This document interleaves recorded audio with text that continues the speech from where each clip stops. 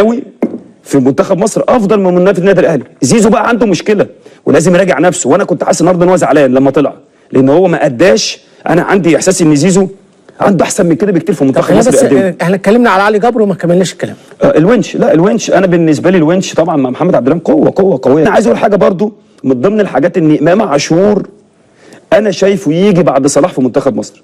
رقم 2 اهم لاعب في منتخب مصر هو امام عاشور. انت عملت مشكله ان انت وقفت 3.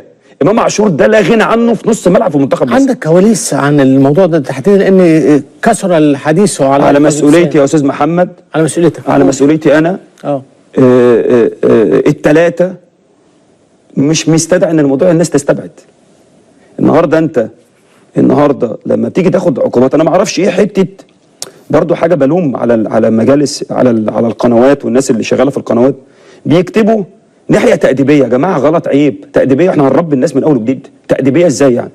انت من حق ان في لاعب غلط يتعاقب ماديا او في الغرف المغلقه اتكلم معاه. يا عم بالاخر امام عاشور سابق من المنتخب اللي فيه محمد صلاح بيقول لك ابو غل من غله جاب فيتوريا و5 طبله. رايح على جنب بقى. امام عاشور هتحط في دماغك هيعمل لك صداع. يبقى المفروض مين اللي ينزل هنا؟ لا يا حبيبي، محمد واحد من 2. يا يجي محمد يا يجي زيزو يا ينزل محمد صلاح. يا كابتن يا كابتن ماشي. ما اسمع انت لما بتقول للعيب راح يبقى ده لازم يرجع او يضغط مكان. اسمع دماغك، اسمع بس. انت دلوقتي الفرقه الثانيه دي بتلعب براس حربه ولا 2 راسات حربه؟ ب2. فين 2؟ لا ما بيلعبوا واحد بس. واحد يعني المفروض في 2 مساكين، محمد عبد المنعم وعلي جبر، صح؟ تمام. انت يا محمد هاني راح تمسك الراجل ده ليه؟ لما مدرب لما البكرايت بيترحل كده يا كابتن، مين اللي بينزل مكانه هنا؟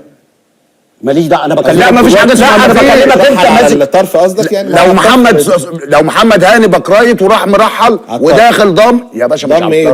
ضم في الملعب. ضم في الملعب لو دخل مع ما ضمش يا حبيبي، في 2 على 1 اللي هو محمد عبد المنعم وعلي جبر. لو ده جه كده امسك يا محمد، لو ده كده امسك يا علي. انت بقى اتفرجت على الماتش، مين اللي كان بيعاون محمد هاني عشان ما نظلموش؟ مين اللي كان بيعاونه في الحته دي؟ زيزو.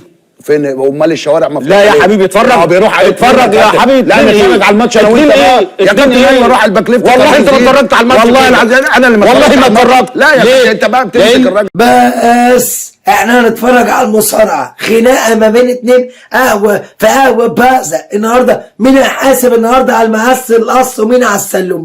في برنامج اسمه الكومودينو.